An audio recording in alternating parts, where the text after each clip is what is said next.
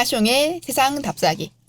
네, 윤나경 대무사님께서 빠숑의 세상 답사기 2부를 시작해 주셨습니다. 정말 이게 법이 수시로 바뀌고 소급도 있고 그리고 또 어느 시점에서 시작한 것도 있기 때문에 2021년도는 정말 2020년도 그랬지만 더 정신을 바짝 차리고 일정 체크하시면서 이 책에 나온 대로 일정을 꼭 체크해 놓으셨다가 그때그때 해야 될 것들을 팔 거 있으면 그 전에 파시고 살 거 있으면 또 그 이후에 사실 수도 있는 것들이고 그렇게 좀 체크하시면서 좀 부동산 좀 생활을 하실 필요가 있을 거라고 생각이 됩니다. 그래서 이제 1부에서 예고해 드린 대로 2부는 정말 구체적인 사례를 좀 말씀드리려고 하고 있거든요. 그래서 이제 아까 말씀하신 대로 최근 단기간 동안 3,000건을 상담하셨대요. 3,000건을 네. 무려. 야, 아무튼 근데 이렇게 상담하고 나면은 그 자체가 또 경험이 되기도 하는 거죠. 저는 그거 네. 통해서 굉장히 많이 배워요. 특히나 원래도 부동산도 관심이 많고 자산 이렇게 늘리는 거에 관심이 많은데 네. 상담하러 오시는 분들이 저한테 그렇게 팁을 주고 가세요. 오히려. 네. 반대로 저한테 네. 어떤 거 이걸 사요, 팔아요, 세무사님 보기 어때요? 네. 이렇게 물어보기도 하는데 네. 어떤 분들은 여기 곧 좋다.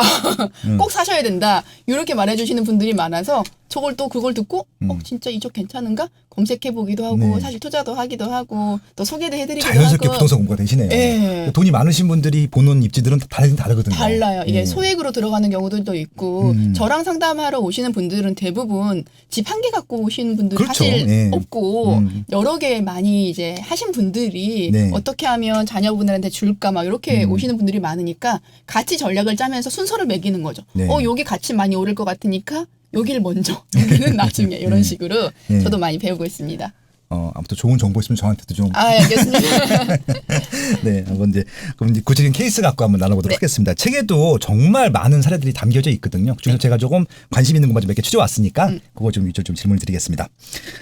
첫 번째 케이스인데요. 예, 공동상속에 대한 상담 사례라고 하는데요. 이런 경우도 되게 많은 것 같아요. 아버지가 돌아가시면서 아버지가 소유하고 계셨던 주택을 어머니는 좀 더 오래 많이 사시니까 어머니, 동생, 네. 예, 그리고 이제 이 상담을 의뢰했던 분, 세 분이겠죠. 상속을 받았다고 합니다. 이 경우에는 그럼 어떻게 이제 분배가 되는 거예요? 사실 특별한 유언장을 남기지 않았다. 그렇죠. 이제 상속이 되면 유언이 가장 우선이긴 한데 네. 유언이 없으면은 사실 협의 분할이긴 해요. 네네. 근데 법으로도 협의가 안 될 경우를 대비해가지고 법으로 정해놓긴 했었어요. 네네. 그러니까 상속인의 첫 번째가 네. 직계 비속하고 배우자거든요. 네네. 그러면 지금 딱 직계 비속하고 네. 배우자분만 그러네요. 남아 네. 있으시잖아요. 이렇게 아내, 예, 네, 딱 비속은 새로니까. 네, 자녀들이 가니까 예. 딱 그렇게만 있는데 각각 1 이렇게 갖고 가고 대신 이제 배우자분한테는 50% 할증해서 더 주게 되어 있기는 있어요. 그럼 1.5, 네. 1.5 대 1대1. 그렇죠, 그렇죠. 보통은 이제 그런 식으로 갖고 가는데 장남이라고 더 갖고 가는 건 없습니까 이제? 그건 협의라고 했기 때문에 네. 그분들 이제 그러니까 셋이서- 법적으로는 없다는 거죠. 법적으로는 없어요. 이게 아들 딸도 구분 없는 거죠? 똑같은 없어요. 거죠? 똑같이. 예. 직계 그래야죠. 비속이면. 네. 예. 그래서 일단은 그렇게 상속을 받는다. 네, 그러면 라고 이제 합니다. 최대 지분을 갖고 계신 어머니가 갖고 가는 게 맞는데 네. 대부분은 어머니가 안 갖고 가시는 분들도 많아요. 어. 왜 큰아들한테 줘야 된다 뭐 이렇게 해서 협의해서 옛날 또 분들. 예, 네. 그렇게 하시는 분들도 많아서 근데 그 주택을 상속받을 때는 지분이 굉장히 중요해요. 그렇죠. 우리 부부가 공동으로 뭐 주택을 하나 갖고 있어도 각각 하나씩 이렇게 보는 거잖아요. 그렇죠. 한 채이지만 내가 여기에 50% 지분을 갖고 있어도 나는 두 주택을 50%면 난 2주택자인 거예요. 그러니까 이제 두 채를 갖고 있는데 온전히 소유가 아니라 부부끼리 네, 반반씩. 50%씩 하게 되면은 각각 유택이 되는 거예요? 그렇죠, 그렇죠. 50%씩인데 합치면 한 채가 아니에요? 맞아요. 그렇게 봐야 되는데 그렇게 안 보는 거죠. 그래서 지분도 굉장히 중요한데 상속주택 같은 경우는 고래서 되게 고민을 많이 하세요. 그렇죠. 나도 모르게 네. 그냥 지분을 똑같이 나눠 가진다거나 그러면 네. 지분이 큰 사람. 네. 지분이 큰 사람만이 첫 번째로 본인 주택으로 보는 거예요. 여러 명이 받은. 만약에 네. 어머니가 이거를 상속받아 갔다. 네. 그리고 자녀들도 뭐 한 30%씩 갖고 가고 어머니가 한 40% 갖고 갔다. 네. 그러면 지분은 어머니가 가장 크잖아요. 네. 어머니 주택으로 보는 거예요. 그러니까 자녀분들은 여기에 소수 지분을 갖고 있어도 네. 내가 다른 집을 취득하거나 뭐 처분하거나 할 때 얘가 영향을 안 미쳐요. 아, 소수 지분이면? 예, 소수 지분이면. 근데 이제 만약에 지분이 똑같아. 그러면은 거주하시는 분의 집이 되는 거예요. 아, 그러면 이것도 좀 정확히 알고 있어야겠네요. 왜냐면 그렇죠. 집을 추가될 때 다주택이 될 수도 있고 아닐 수도 있고. 맞아요. 그래서 그럼 어머니는 상속주택은. 다주택자가 되는 거네요. 하나 그렇죠. 만약에 다른 게 더 있으시면은. 네, 아들분들은 있어도 그렇게는 안 되는 거죠. 예, 그런 식으로. 그러니까 만약에 지분이 어머니가 가장 높다면. 네. 그래서 상속 같은 경우는 주택이 맞물려져 있으면은 협의 분할 하기 전에 저하고 보통은 많이들 상담을 하시는 게 어떤 재산을 누가 갖고 가는지에 따라서 세금도 달라지고 혜택 보는 거랑 당장의 상속세, 이후에 양도세까지도 영향을 미치기 때문에 요렇게 공동상속주택 많이 받아요. 그럼 만약에 진짜 이게 똑같이 나누면 어떻게 돼요? 거주하는 사람한테. 거주하는 사람한테 네네. 33.3%씩 네네네. 이렇게 되면 거주하는 사람한테. 거주하는 사람. 그럼 거주 안 하면은 똑같이 제일 갑니다. 연장자한테. 예, 그럼 두 분이 나눠갔는데 5대 5라도 거주하는 사람이 갖는 거고 이건 네네. 아 그렇게 되는구나. 근데 이제 이런 생각 굉장히 많은 것 같아요. 최근에 엄청 이제 많아요. 뭐냐면 이제 그 분명히 시세가 막 올라가고 좋은 입지인데 갑자기 매물로 나오는 경우가 있어요. 갖고 있으면 계속 올라가는데. 그럼 거의 99.9%가 상속 물건이야. 맞아요. 예, 그러니까 정리 이게 안 돼서. 서로 싸우다가 그냥 아예 팔아서 그냥 나눠 가져. 이런 경우가 많더라고요. 네, 되게 안타까운 네. 상황이죠. 사실은 네. 그 보통은 그렇게 받은 주택은 부모님이 거주하시던 집들이 오히려 네. 많거든요. 네. 그러니까 그거 정리가 안 돼가지고 이렇게 싸우는 그래서 분들도 뭐 내가 많고. 부모님 엄마 모실 테니까 나한테 더 줘 뭐 이런 것도 싸우시는 것 같더라고요. 네, 네, 많이. 근데 이제 궁금한 게 그 집을 팔잖아요. 그러면 그것도 뭐 비과세 이런 거 똑같이 하는데 어떻게 되는 거예요? 사실 팔고 싶으면 6개월 안에 팔라고 말씀드려요.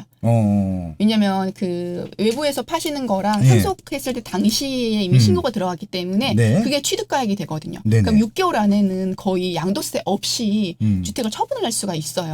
6개월 안에 팔았을 때는. 네. 그러니까 그게 아니면은 또 다른 방법으로는 5년까지는 또 네. 유예를 해주는 게 있어요. 예. 요즘 조정대상 지역에 집 있으면은 추가세율 적용받아서 그쵸, 그쵸. 중과되는데 네. 상속주택은 내 의도는 아니잖아요. 예, 그렇죠. 받은 거잖아요. 어. 그래서 유예는 팔 때까지 기간을 한 5년을 벌어줘요.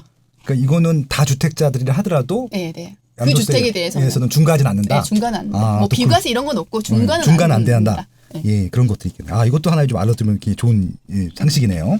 그래서 아무튼 6개월. 그리고 5년이 그냥 일반 이런 주택이지 시골에 있는 집들은 괜찮아요. 아, 그쵸, 그쵸. 우리가 흔히 아는 시골집 있잖아요. 네네. 부모님이 사시던 그런 건 괜찮고. 네, 그래서 일단 5년 이내 양도하게 되면 중과세를 피할 수 있다. 이것도 굉장히 중요한 포인트인 것 같습니다. 두 번째 한번 좀 사례 좀 볼게요. 아주 오래전에 부모님에게서 상속받은 토지를 생각지 않게 비싼 가격에 팔게 되는 분들도 있죠. 왜냐하면 이 토지는 잘 모르니까 시세들을. 이럴 때 양도세가 엄청 나올 거 아니에요. 이렇게 양도세가 좀 많은 경우에 양도세를 조금 이렇게 절세할 수 있는 방법들이 좀 있을까요? 네, 그래서 그 전에는 증여를 권하기는 했었어요. 네. 그러니까 취득을 워낙에 오래전에 하셨기 때문에 네. 한 분이 갖고 있다가 팔면 또 뭐 비사토나 이렇게 되면은 세율도 더 오르기 때문에 사실 네. 세금을 꽤 많이 내야 돼서 중간에 한번 끊어준다고 표현을 했었거든요. 그 비사토가 비사업용 토지 예, 말씀하신 거죠? 예, 예. 그냥 그렇게 지금 토지 부분이 얘기됐을 때는 이거를 뭐 배우자나 뭐 자녀나 부모님이나 이렇게 증여를 한번 하면 네. 증여할 당시 금액이 이제 취득가액이 돼버리는 거죠. 아. 그럼 취득가액을 올리는 거잖아요. 한번 예. 끊어가지고. 야, 그러네. 이게 뭐 돈이 왔다 갔다 한 건 아닌데. 그렇죠. 예. 증여를 딱 해가지고 예. 그 상태에서 이제 팔게 되시면은 네. 아무래도 양도 차익이 지금보다는 사실은 갭이 줄기 때문에 네. 지금 그 양도세를 훨씬 더 줄이실 수 있어서 저희가 많이 권해드렸었어요. 네네. 근데 요거는 증여를 받고 나서 우회 증여라고 해가지고 맞아요, 또 맞아요. 우회 예. 증여, 우회 양도 막 이런 식의 방법으로 네. 절세가 아닌 탈세를 하는 것처럼 보여서 네. 5년 동안은 가만히 있어라 이렇게 얘기해서 증여 받고 나면 5년은 아무 행동도 하지 말고 네. 5년 있다가 팔 때 혜택을 주겠다라는 규정이 있어서 사실 토지 건물은 이 방법 지금도 괜찮아요.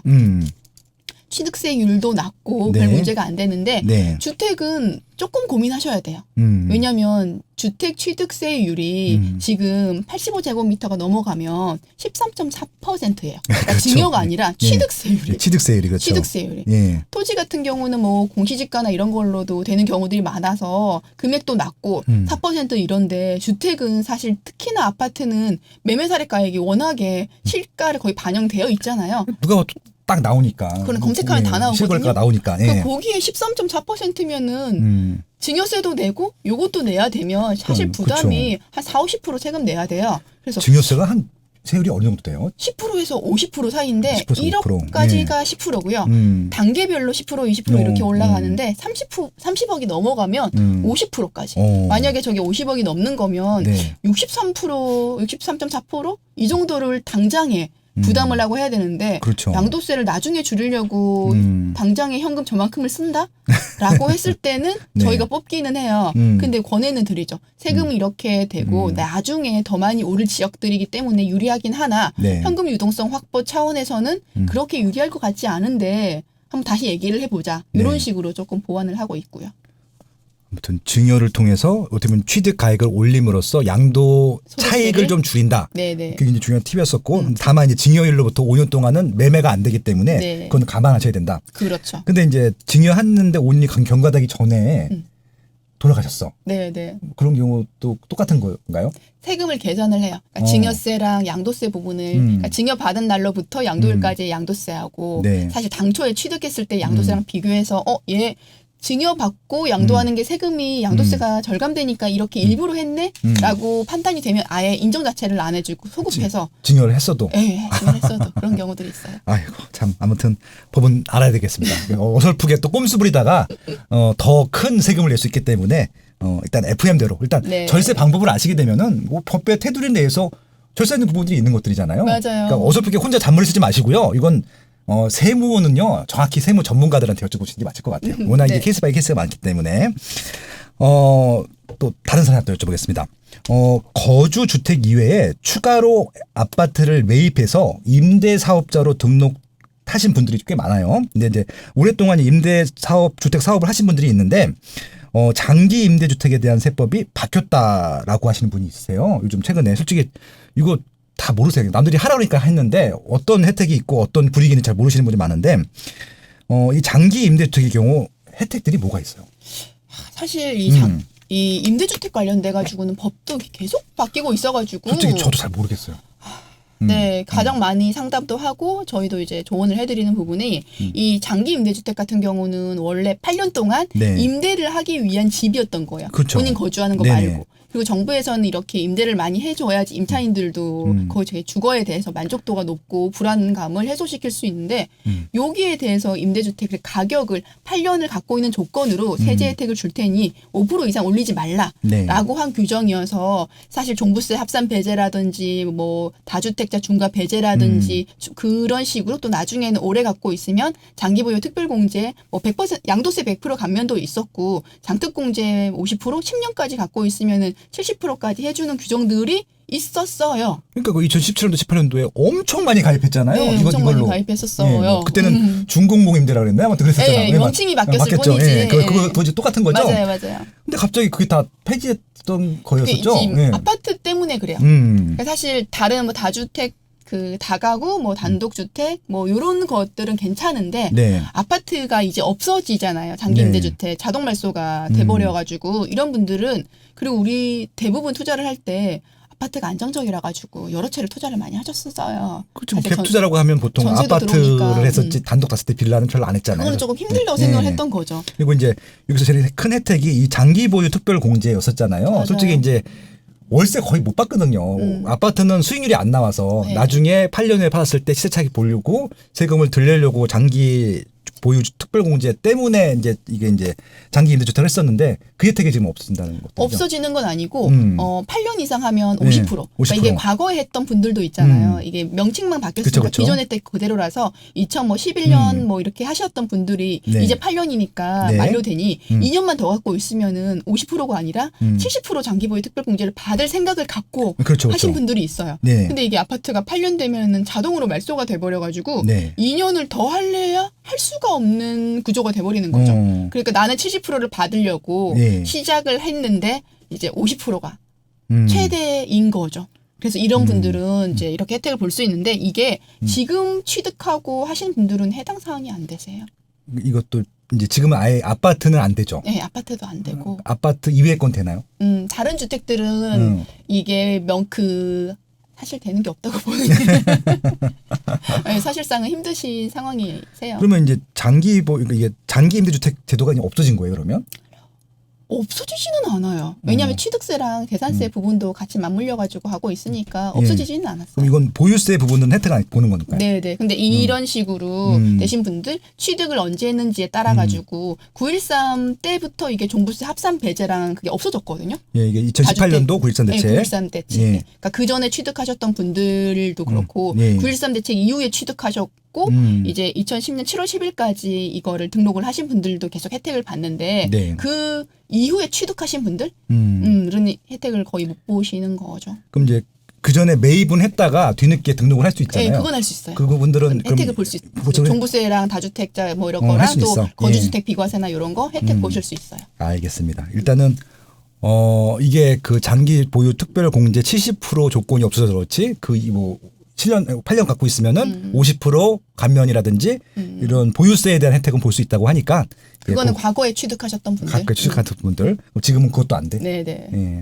그렇다고 합니다. 네, 아무튼 혹시 이제 그것 때문에 이제 왜냐면 이제 장기 임대주택을 등록 안 했는데 갖고 계신 분들이 분명히 있으실 거거든요. 그래서 많이 상담하러 오세요. 예, 그러니까 그분들은 분들. 그 전에 9.13 대책 이전, 그러니까 2018년도 9.13 대책 이전에 샀던 분들은 가능하다고 하니까 한번 고려해 보시는 것도 네, 방법이 네. 되겠네요. 왜냐하면 너무 많이 올라서. 맞아요. 근데 이것들도 금액 제한이 있지 않아요? 얼마 이상 공시지가 6억 이하. 공시지가 6억 그러면은 이게 보통 한 7-80% 정도 된다고 하면은 네. 한 9억 원 정도 전후겠네요. 그 이하 거. 맞아요. 그럼 강남에 있는 건 하나도 혜택이 안 되네. 그게 가장 큰 문제였어요. 처음에 이제 6억 나올 때 네, 그런 부분들이 있었는데 사실 이거는 안타까운 분들 때문에 지금 만들어 놓은 게 아닌가 싶어요. 금액이 네네. 얼마 안 되는데 그쵸. 계신 분들. 알겠습니다. 일단 공시지가 6억 이하에 2018년도 9월 13일 이전에 샀던 분들은 아직 등록은 가능하다고 합니다. 근데 물론 이제 70% 혜택은 없어진 거고요. 네. 다음 케이스입니다. 이제 그 부동산 거래를 시가보다 싸게 양도하는 경우들이 종종 봤어요. 그래서 이제 그런 사례를 말씀드리려고 하는데, 이제 타인과 이제 부동산 등의 거래를 하는 경우에 시가보다 낮은 가격에 양수를 하거나 혹은 이제 비싸게 양도를 하거나 뭐 이런 경우를 종종 봤는데, 시가와 이제 이런 차익에 대해서 그러니까 정부에서 봤을 때 아니면 과세 당국에서 봤을 때 좀 이상할 거 아니에요. 그렇죠. 예. 이런 어떻게 보면은 뭐 특수관계인 거래라고 하는데 이런 케이스들은 이거 어떻게 저희가 뭐 이용 어떻게 이해하면 될까요? 사실 네. 뭐 내 부동산 자산을 네. 싸게 판다? 그러면 특수하지 않은 일반 모르는 사람들한테 팔 때는 이유가 있겠죠. 급전이 필요하던가 뭐 대출 때문에 사실 조금 마음이 그렇던가 그렇죠. 주택 때문에 다른 것들 때문에 얘를 처분을 해야 된다. 그러니까 금매라는 게 가끔 있잖아요. 네. 그런 경우는 모르는 사이는 괜찮아요. 모르는 사이는 뭐 급할 수 있죠. 뭐 경매 넘어갈 상황에서는 그쵸, 그럴 그쵸. 수 있죠. 근데 그게 아니라 요즘은 전산이 워낙에 발달돼가지고 그분 주민번호만 찍으면 가족 관계 구성원들을 다 확인이 가능하죠. 그냥 다 연계표가 쫙 나온다는 얘기죠. 뜨죠. 할아버지로서 3대 그렇죠. 해서 막, 그럼 세무서에서 다 알아요. 네. 네, 이 부동산을 팔았는데 남한테 팔았으면 괜찮은데 네. 어머 자녀한테 시세보다 30%나 싸게 팔았네? 그러면 세무서에서는 네. 일단은 그분 30%라는 차익에 대해서는 증여라고 의심을 하게 되는 건 거죠. 예. 그러면 30% 차이 안 나게 3호 차이 안 나게끔 숫자를 맞추게 되면 그래도 조금 싸게 팔 수 있지 않을까? 3억 30% 얘기를 굉장히 많이 하시는데 네. 이거는 두 가지 관점에서 설명을 드릴 수 있어요. 그러니까 파는 사람이 있고 사는 사람 아니면 주는 사람이 있으면 받는 사람. 이건 재밌는데. 예. 있잖아요. 그러니까 받는 사람 입장을 먼저 얘기할게요. 부모님 집이 있는데 되게 좋은 아파트 뭐 재개발 곧 될 것 같아요. 그러면 요거를 사고 싶은데 내놓은 사람도 없고 부모님은 갖고 가라. 난 다주택자 때문에 힘드니까. 그 자녀도 돈도 있어요. 사올 수 있어. 그리고 이게 보다가 30%까지 할인해서 살 수 있대. 3억만 넘지 않으면. 어머 이게 웬 떡. 취득세라도 낼 수 있잖아요. 그렇죠. 그러면은 그렇게 해서 그 부모님 거를 사온 거예요. 돈도 딱 그만큼 주고. 그럼 아들은 이제 아무런 문제가 생기지 않아요. 끝. 근데 이제 부모님이 문제인 거죠. 왜 시세보다 싸게 아들한테 팔았느냐. 네. 자금을 받은 건 좋은데 덜 받았지 않느냐. 덜 받은 거에서 대해서는 증여세를 내야 되지 않느냐. 그렇게 해서 이 아들 입장에 딱 갔더니 30%와 3억에 대해서는 문제가 안 되기 때문에 아들은 괜찮아요. 네. 그럼 다시 이제 부모님한테 오는 거죠. 네네. 내가 봤더니 증여는 아닌 것 같고 부당행위 한 것 같은데 시가보다 5% 이상 차이 나게 팔았다는 거죠. 그러면 인정 안 해주겠다. 그러면은 부모님은 고금액 그대로 다시 양도세 신고를 하는 거예요. 이해되시나요? 양도세 신고를 한다. 예. 그러니까 인정을 안 해주는 거죠. 네네네. 차이 나는 부분에 대해서 그 손해액을 부모님이 책임을 지시는 건 거고 네네. 자녀는 30% 싸게 사간 거고. 네네. 근데 이런 것도 굉장히 많이들 하셨어요. 네네. 왜냐하면 자녀분들은 어차피 누군가한테서 부동산을 사올 건데 30% 3억이 안 넘는다면 싸게 사올 수 있고 네. 부모님도 어차피 나 누구한테 팔아도 그 시가 그 금액 받았어야 되는 거니까 그렇죠. 세금 예상했어. 네네. 돈을 조금 몇 억 덜 받은 건데 내 아들이니까 뭐 증여세 냈다 치지 뭐 하고 5% 이상 차이 안 나게 했었던 부분들이 그러니까 30% 차이 나도 네. 신고하셨던 분들이 있는데 요것도 팁이라면 팁이고 둘 다 안 걸리려면 네. 5%까지는 괜찮아요. 그러니까 5%인데 시가의 5%. 예. 근데 그 5%가 3억이 넘어가면 안 되는 거죠. 아니 이게 그거는 상관없어요. 상관없고 네. 5% 5%가 되면 3억이 넘지는 않을 거예요 아마. 뭐 플러스 마이너스 네. 5%. 네, 네. 예, 그 알겠습니다. 정도까지. 고가면 그렇겠지만 네. 예, 그래서 30%라든지 3억이라든지. 이런 것 중에서 어떻게 보면 이제 양도세를 활용한 걸 수도 있네요. 양도세를 이렇게 하시는 분들이 재건축 아파트는 굉장히 많았어요. 재건축 아파트. 왜냐하면 걔는 가만히 두면 그렇죠, 그렇죠. 이게 투기를 유발하는 방송은 아니잖아요. 네네, 그렇죠. 그래도 사실상 상식적으로 음. 이제 뭐 사업 시행인가 떨어진다 막 이러면 그때부터 올라가죠. 오르잖아요. 네, 그러니까 그러기 전에 입주권이나 이런 거 사고 싶은데 워낙에 비싸게 내놓고 하니까 자녀한테 좀 도움 주려고 네네. 자녀한테 싸게 파시는 분들이 있어요. 나는 양도세 다 낼 거야 라고 마음 먹으시고. 맞아요. 최근에 이게 솔직히 재건축 아파트가 이번 현 정부에서 가장 타깃이거든요. 맞아요. 거의 모든 규제를 여기 다 집중해놨잖아요. 그래서 뭐 실거 조건도. 그래서 이제 이게 실거 조건을 강화했던 것도 있겠네요. 맞아요. 자녀분들 같은 경우는 그냥 30% 싸게 받게 되면은 예 실거주는 안 하고 있는데 실거주 안 한 것들 네, 상관없었던 거죠. 그런 것인데 지금 실거주 해야 되는 거잖아요. 맞아요. 이렇게 받으려면은 예 그렇겠구나. 그래서 근데 그것 때문에 지금 세입자분들이 쫓겨나고 있잖아요. 그러니까. 왜냐하면 이게 되게 저렴한 전세였거든요. 네. 왜냐면 옛날 아파트니까. 예, 지하 주차장도 없고 솔직히 농물도 가끔 나오는 단지도 있고 그거 참고 사느냐고 전세값이 쌌었는데 실거 조건을 가다 보니까 그래야지. 자녀분들이 그냥 입주권 들어가 살아야 문제가 되니까 있으니까. 예, 그런 경우가 생겼겠네요. 아무튼 재밌는 사례였어요. 하실 수 있는 분들. 네. 다음 케이스입니다. 자녀가 내 부동산에서 카페나 식당을 해도 괜찮을까요? 이거 굉장히 솔직히 제 주변 분들 많이 이렇게 하거든요. 많이 하죠. 사실 임대료만 부담이 네. 안 돼도 네. 수익률은 꽤 괜찮은 근데 편이거든요. 이제 이게 결국은 이제 무상 임대료, 뭐랄까, 부동산 무상 사용이잖아요. 네. 예, 문제가 되진 않아요? 사실상 닫아야 되는 게 맞기는 맞아요. 네. 그러니까 근데 그렇지 않잖아요. 내 건물에 1층에 네. 내 아이가 네. 여기 카페 한번 해보겠다는데 너 나한테 따박따박 임차료 내?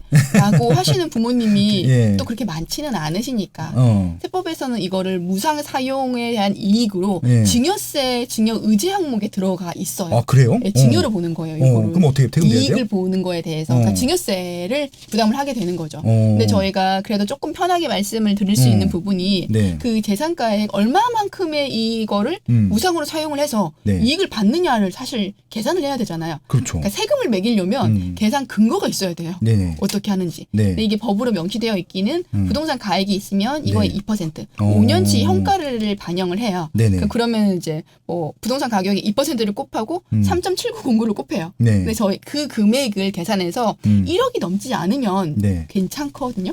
아, 그냥 뭐 어떻게 보면은 이제 저희 뭐 애들 무상 증여해 줄 수 있는 그 금액. 그러니까 이건 무상 증여도 아니지. 사실. 그러니까 증여도 아닌데. 아니, 그냥 사용을 사용을 할 수 있게 네네. 하는 건데 네. 저희가 역산해서 계산해 보니까 13억이 넘지 않으면 네. 괜찮더라고요. 부동산 가격이 네. 그러면 이제 1억 원 미만 들어오기 때문에 네네. 그 정도는 그냥 뭐 그런 거 임대료 할수 있지. 주고받지 않아도 그냥 인정. 그죠. 예. 근데 이게 건물 통으로 뭐 무상으로 사용을 하게 아이, 뭐 된다. 그거는 요거는 뭐, 조금 네. 그렇고. 네. 근데 이거를 제가 말씀드리는 게 이걸 아예 모르고 너무 당당하게 하시는 분들이 있으셔가지고 네네. 그렇지는 않고 법으로 이런 규정은 있고 네네. 규정에서는 안 된다고 하지만 증여세 계산 구조상 13억 원 수준이기 때문에 안 내도 되는 거지 무조건 법에서 허용하는 거는 아니라는 얘기를 조금 드리려고. 네, 그러니까 법을 알고 그 안에서 혜택을 받는 거랑 네네, 맞아요. 모르고 그냥 당당하게 받는 거랑은 다르다. 다르죠. 네. 예, 이거 되게 재밌는 사례였던 것 같습니다. 1억 원까지는 좀 괜찮다고 합니다. 네. 다음 사례인데요. 재산 취득 자금을 좀 소명해야 되는 거 굉장히 많잖아요. 맞아요. 요즘 이것도 이슈 중에 하나인데, 네. 예, 이거는 어떤 사례들이 많이 나와요? 상담 사례가? 사실은 예전 같은 경우에는 뭐 부동산을 취득을 하게 되면 전산이 굉장히 잘 발달을 해서 삶과 동시에 알아요. 네네. 평소에서. 예. 그리고 이제 명의가 이전이 되면 왜 신고 안 했는지 뭐 이런데 세무서보다 구청이 요즘은 더 까다로워요. 그러니까 재산 취득자금 내역서를 작성을 하게끔 되어 있는데 네. 이 규정이 도입된 거는 몇 년 됐긴 했어요. 네. 근데 이 부동산을 취득을 하는데 돈을 어디서 나서 이 큰 걸 사느냐라고 했을 때 상세하게 뭐 전세금이냐 뭐 대출을 얼마나 받느냐 예금이 얼마가 있느냐를 다 작성을 해가지고 제출을 했는데 과거에 그런 게 없을 때는 되게 편하게 대놓고 증여 안 하고 이제 암암리에 이렇게 사주기도 하고 그랬는데 이게 이제 대책들이 계속 바뀌면서 소명을 해야 되는 상황이 생기는 거죠. 그리고 특히나 이제 자산을 그러니까 벌 능력이 없는 부모님이나 뭐 자녀분한테 했을 경우에는 사실 내 건데 명의만 양쪽의 이름으로 쓴 걸로 보여가지고 취득자금 내역을 다 제출을 하게 했었고요. 네. 이게 3억 밑으로는 봐줬었는데 지금은 안 그래요. 모든 서울에 있는 집을 산다면 다 금액이 단돈 1억 원짜리라도 네. 어디서 났는지에 대해서 이제 제출을 하고 써야 되는 상황이 돼버리는 거죠. 이게 규제 지역 서울은 대해서는- 다죠. 조정대상 지역. 그러니까 예, 규제적인 다 이렇게 해야 되는 거죠. 근데 지방도 지금은 다 그렇게 변해가고 그렇죠, 있는 그렇죠. 추이라서. 네, 일단은 부동산 살 때 자금 이 소명에 대해서는 이제 준비를 다 하셔야 될 것 같아요. 자금 소명을 하셔야 돼요. 네, 그리고 자금, 하나 취득자금. 네, 네. 더 팁으로 음. 팁 아니지 좀 안 좋은 걸 말씀을 드리면 네. 그 전에는 가족이나 친척들한테 돈을 빌려가지고 저희가 금전 많았어요. 소비대차 맞아. 계약서 맞아. 차용증 많이 했거든요. 네. 그러니까 제가 계속 상담을 하면서 말씀을 드렸던 거는 그렇게 할 때 그 차용증에 금액 얼마를 언제 빌려주고 언제 갚고 이자 얼마 뭐 얼마만의 기간에 받는다 요거를 명확하게 명시하고 내 통장을 통해서 이자를 받으면 전혀 문제가 없다. 괜찮다. 갚으면 된다. 그렇죠. 라고 얘기를 하고 자금 소명을 계속 했었는데 네. 얼마 전에 대규모 세무조사가 나왔죠. 이 건들에 대해서. 네네. 아시는 분들은 아시고 모르시는 분들은 모르시는데 네. 내가 자녀분한테 돈을 빌려주는 게 아니라 내가 친척한테 돈을 주고 그 친척이 자녀한테 빌려주는 구조로 짠 거죠. 소위 말하는 쓰리 쿠션이네요. 네. 예. 그렇게 돌려서 어. 갔더니 그게 상환 기간이 막 30년. 30년. 네네. 그러니까 왜 주택도 우리 장기 이제 그 임차 저당 차입금 뭐 네. 이런 거 하다 보면은 길잖아요. 모기지가 보통 30년이죠. 50 이렇게 하잖아요. 모기지론. 그러니까 그렇게 작성을 하고 네. 일반 세율로 들어가서 했더니 예. 구청에서 통과했고 세무서에서도 별말 없었는데 네. 이제 전산으로 한번 돌려가지고 네. 이런 사람 너무 많네. 이렇게 그래서 엮인 대규모 거죠, 이렇게. 예. 조사가 나와서 인정을 안 해줬어요. 그래서 그거에 대해서 아들이 증여받은 걸로 봐서 네. 다 퇴해낸 사례들이 지금 최근에 속속히 나오고 있습니다. 그러니까 이게 전산을 딱 띄우면 이제 우리 부모님이 친척한테 줘서 그 친척이 나한테 주는 이게 딱 다 보인다는 얘기죠. 보이죠. 금전 앞으로는. 내역에 네. 대해서도 사실 음. 세무서에서 은행에다가 네. 금융거래 내역에 대해서 조사를 하고 그러니까 이걸 협조해 달라 공문을 보내면 은행에서는 국가기관이니까 네. 다 보내야 돼요. 네. 통장 열면은 사실 얼마 찾아보지 않아도 돼요. 그 취득한 날짜 기준으로 그쵸. 보면 되니까. 네. 근데 요렇게 뭐 자금을 빌려주는 거에 대해서 과거에 저도 굉장히 많이 상담을 해드리고 피해갈 수 있다라고 했었는데 이번 그런 조사들 사례랑 봤을 때는 쉽지는 않을 것 같아요. 앞으로는. 그래서 기간을 조금 조절을 하시던지 이자를 정확하게 조금 더 산정을 하시던지 그런 방법을 해야지 피해갈 수 있지 않을까라고 생각을 하네요. 기간은 어느 정도로 좀 줄이면 될까요? 보통 우리가 이건 연장해도 되니까 우리 돈 빌려줄 때 그렇죠. 연장하면 사실 되죠. 뭐 몇 년 안 두잖아요. 30년까지 안 두잖아요. 사실은 네. 뭐 은행에서야 뭐 집이 한 채이고 그 사람 신용을 담보로 해가지고 하기 때문에 해주는 건데 네. 보통 뭐 1년, 3년 뭐 진짜 길어도 3년에서 5년 사이지 30년 있다가 어떻게 될 줄 알고. 진짜 신기하긴 했다. 그러니까 그런 분들이 주 네. 타겟 또 금액도 높았어 몇십억씩 네네. 했을 때 문제가 됐고 그것보다 소액이라면은 큰 문제는 안 되겠지만 네. 지금 이렇게 세무관청에서 보는 관점이 이런 걸 안 좋게 보고 있으니 네. 요거는 조금 주의해가지고 준비하실 필요가 있어요. 그러니까 통상적인 거래처럼 보이면 되겠네요. 맞아요. 뭐 한 네. 1억 빌려주고 뭐 2, 3억 빌려주는 건 그럴 수 있지. 은행 이자만큼 이자 주고 받으면 되는 것들이니까. 네네. 예, 진짜 그래. 실제 뭐 그렇게 빌릴 수도 있는 거고 서로. 알겠습니다.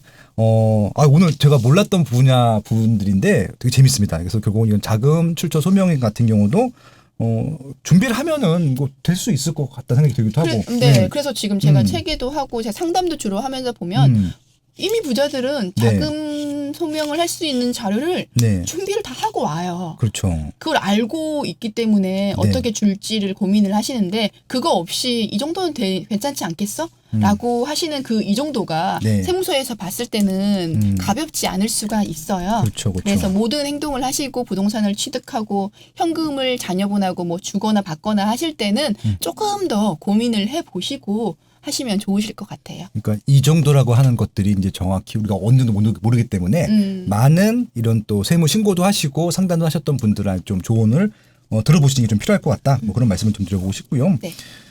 야, 이렇게 해서 오늘 굉장히 깨알 같은 팁들을 많이 주셨어요. 구체적이고 정말 좀 많이 활용할 수 있는 부분들이고요. 근데 지금 이게 극히 일부고요. 책에는 훨씬 더 많은 얘기들이 좀 담겨 있거든요. 그래서 아마 책을 꼭 사서 읽어보시면 좋을 것 같고요. 아마 제 스마트튜브 부동산조사 연구소 카페 링크에 보시면요. 절세TV 또 링크가 또 같이 걸려 있거든요. 아마 좀 이제 유튜브 방송도 하시니까 이런 또 좋은 사례들을 정기적으로 또 올려주고 계시거든요. 한번 한번 좀 이렇게 참고해 보시는 것들도 좋을 것 같습니다. 마지막으로 절세TV 이제 CFP 센터 운영하고 계시잖아요. 네. 그리고 2021년 세금 읽어주는 부자가 어떤 분들한테 또 이 절세TV가 어떤 분들한테 도움이 될지 좀 말씀해 주시면서 좀 마무리하면 좋겠습니다. 네. 네, 절세TV CFP 센터는 사실 부동산에 관심이 저도 있고 주식이나 금융상품, 자산을 증식하는데 제가 관심이 많았는데 어떤 부분에도 세금 없이 부자가 되거나 자산을 증식시킬 수는 없더라고요. 그러니까 제가 상담을 해보니까 세금 상담하고 부동산도 가고 뭐 펀드 매니저도 만나고 보험도 들고 하는데 세무사가 항상 곁다리로 있으니까 이분들이 어떤 행동을 하고 나서 좀 피해를 보는 상황들이 생겨요. 왜냐하면 부동산은 중개 수수료를 받아야 되고 보험은 보험비를 받아야 되고 펀드는 펀드 수수료를 받아야지만이 실질적으로 수익이 생기잖아요. 그렇죠. 근데 저희는 기존 고객분들이 있으시기 때문에 굉장히 중립적인 입장에서 이분들한테 가장 중요하고 혜택이 될 만한 건들에 대해서 소개도 하고 조언도 드리고 함께 자산을 키워가는 센터를 운영을 하고 있어요. 이거를 한 이유가 세무사가 중심에 있어야지만이 고객이 흔들리지 않고 어디에 쏠려가지고 투자를 한다던가 손해를 안 볼 수 있게끔 세금이 기본을 깔고